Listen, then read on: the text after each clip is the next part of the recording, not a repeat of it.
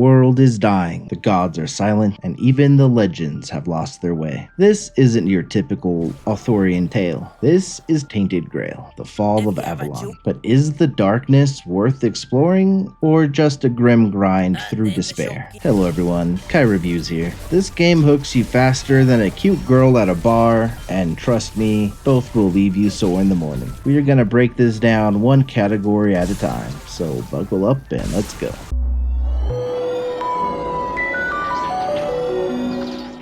Gameplay is up first. Tainted Grail plays like a love letter to old school RPGs, except someone spilled ale and trauma all over the paper. You've got first-person melee and magic, open-world exploration, dialogue trees, and a good old inventory system that's just complex enough to make you scream, "Where's my damn health potion?" Casting spells feels janky in a charming way, like a drunk wizard trying to conduct an orchestra with the baguette. Sometimes your fireball hits, sometimes it fizzles into the void, and sometimes it clips through an enemy like it's trying to light their ass up from the inside, magically speaking. Still, when it works, it works. There's a sense of tension and grit to every fight. It's not that polished, but it is spicy, like a medieval Taco Bell. Man, I feel bad for whoever had to share those crappers. So let's assume you've never played Skyrim. You make your character and swing your weapons, fling your spells, run around, or even jump to raise skills related to that. These skills determine how good you are when doing said things. Then as you kill mobs, do quests, you get experience. Get enough of that, and you can level an attribute point, like spirituality or endurance and such. Leveling also unlocks a perk for you, like doing more spell damage, or swinging harder, or blocking damage better. The story is a little different here. You are in a cursed version of Avalon, where the once holy grail turned the land into a psychedelic hellscape full of undead, corruption, and people who talk like they've got a Shakespearean fetish. The story is fine. It's not gonna win any writing awards, but it gets the job done. It's really not bad either. It is definitely enjoyable, just with the setting, it's a little predictable and tame. There are cool lore bits, some good side quests, and an overarching sense of dread that keeps you invested. Just don't expect old school BioWare level writing. It's more like BioWare if they all had hangovers. Not to diss on the devs or anything, because they had to write within the confines of Camelot and King Arthur and whatnot, which is, it's old. Visually, the game has a vibe. The world is bleak, twisted, and decaying. Like someone tried to paint Lord of the Rings with a bottle of expired blood. Does blood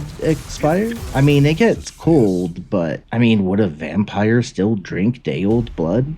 Getting off track here. Lighting is moody. The ruins are atmospheric, and the monsters look like they've seen things. Textures can be rough, and models do occasionally derp out, but overall, it nails the grimdark aesthetic. With the lighting, the textures, the effects, it really does all come together in a beautiful way that just makes the world look good. From picking flowers to dodging around an evil lady with a dagger that is gonna one-shot you atop a burning tower, it fits so well. Sound design is solid. The music is haunting and melodic, like Shrek singing in a swamp. The voice acting is kinda mixed. Some performances hit hard, others sound like someone's uncle reading Shakespeare while on the toilet. Footsteps echo nicely in dungeons, swords clang with weight, and some of the monster roars might make you check your pants. Speaking of which, if fear had a sound, it's probably the noise your character makes when getting surprise spanked by a 12-foot abomination. Now, I don't know what they did to get something that looks so good to run so smooth, but they need an award just for that. Loading into the game takes about 5 to 15 seconds. Compare that with just Avowed, which takes over 10 minutes, months after release. Hell, compare that with any major RPG. Even Baldur's Gate 3 takes a minute longer. This game will make you feel like your computer is worth 10 grand, even if it's not. But here's where things start to sag like a knight's codpiece in winter. We've got bugs. and not just the gross kind in-game. I'm talking about mobs walking through terrain like ghost ninjas, random one-shots that make no damn sense, and quests that just decide,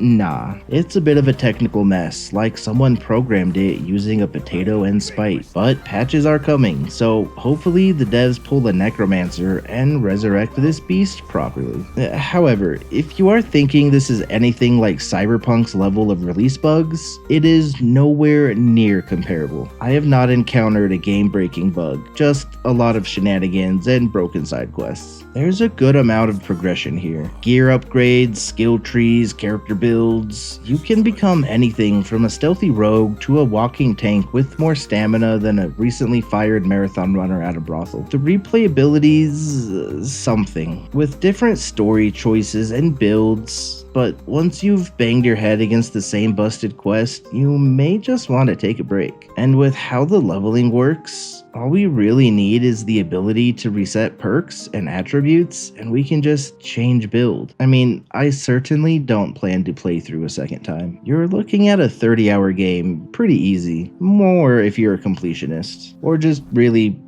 into killing things that look like they came straight from Dark Souls. Maybe you want revenge or something, I don't know. At the asking price of 45 buckos, you do get your money's worth, assuming you don't rage uninstall after your 5th insta-death or when a bug dry humps your quest log into oblivion. Speaking of oblivion, no, I don't think this is better, but more on that later. This isn't rewriting the RPG handbook, but it is a bold swing at combining Arthurian legend with survival horror and open world jank. It is unique in a way a one-night stand in a tavern is. A bit messy, slightly dangerous, and you'll wake up wondering what bit you. But hey, you had a good time. Probably. But at least with this game, you won't regret your life choices afterwards. This game really doesn't hold your hand. In fact, it rips your hand off, beats you with it, and tells you to get good. Fights are tough, resources are tight, sometimes you'll die just because the game felt like asserting dominance. It's pretty frustrating, but when you win, you feel like a filthy champion, like hooking up in the dark and still managing to unclip the bra the first try. It is just unfortunate that there are so many of these fights that you have to actually try. It just becomes daunting. Like, you have to plan your tea, because if you get into a fight while it's hot, it might get cold by the time you win. There is no multiplayer, there's no co-op, there's just you, your sword, and the occasional ghost trying to tongue kiss your soul. Still, maybe that's for the best. I can't imagine this game surviving 2 players clipping through the same tree mid-fight.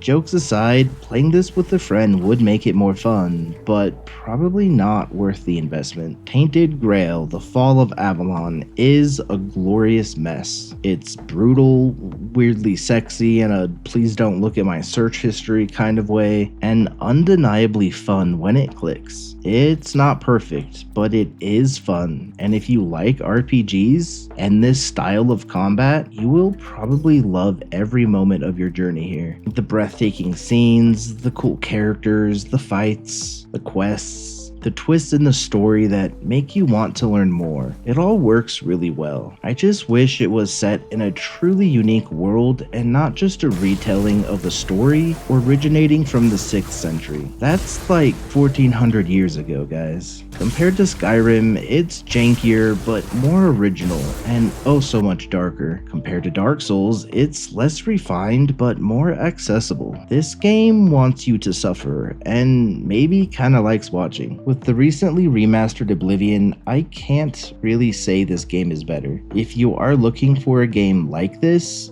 get Oblivion or even Skyrim. They are kind of the best with these types. However, if you have played through those and are looking for something new but still feels familiar, then this title is for you. I give this game a 7 out of 10. It's got some serious bugs like mobs teleporting through walls, unfair one-shots, and quests that simply refuse to finish. Those are real problems. On top of the world just being more of a horror nightmare and less of a dark fantasy RPG like its tag. But underneath all of that chaos is a genuinely surprisingly fun, immersive, and weirdly addictive RPG. It's ambitious, messy, and you will remember it for a while. Like playing your first video game that you will love forever, even if others think it's crap. Though, let's be real, this game might be forgotten about in a few years, left to the sidelines to turn to dust. But fix the bugs, add some mods, then this could be a cult classic,